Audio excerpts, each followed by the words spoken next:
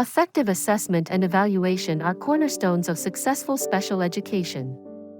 They provide the critical data needed to understand each student's unique learning profile. Without precise information, individualized instruction becomes a challenge, hindering student progress and potential.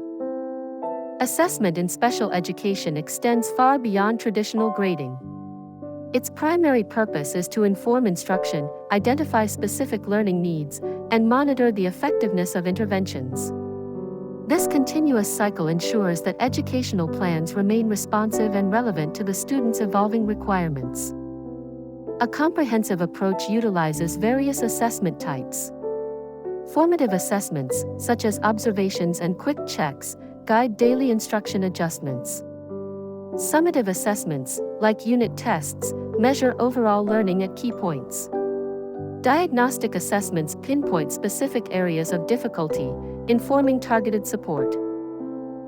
Criterion-referenced assessments evaluate performance against specific learning standards or objectives.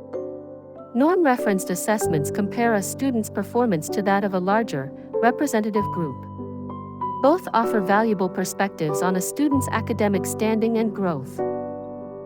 Individualized education programs, or IEPs, serve as the central framework for assessment planning. They outline specific goals and the methods for measuring progress toward them. Regular review of IEP goals is essential for ensuring their continued relevance and appropriateness. Systematic observation and anecdotal records provide rich qualitative data. These document student behaviors, interactions, and responses in various learning environments. Portfolios and work samples offer tangible evidence of skill development and application over time. Curriculum-based measurement, or CBM, is a powerful tool for monitoring academic progress in core subjects. It involves frequent, brief assessments of basic skills, allowing for immediate instructional adjustments. Functional behavioral assessments, or FBAs, are crucial for understanding the purpose behind challenging behaviors.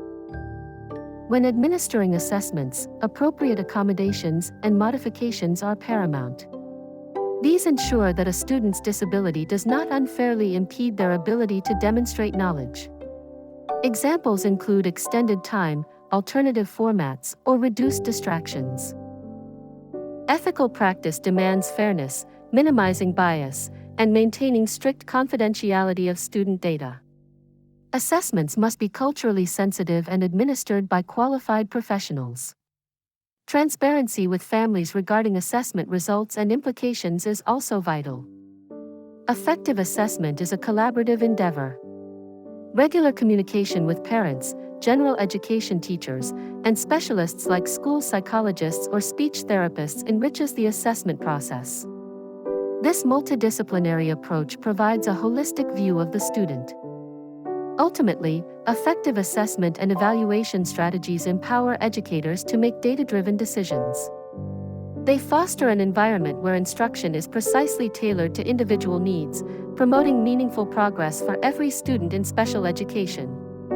Continuous professional development in these areas is essential for all educators.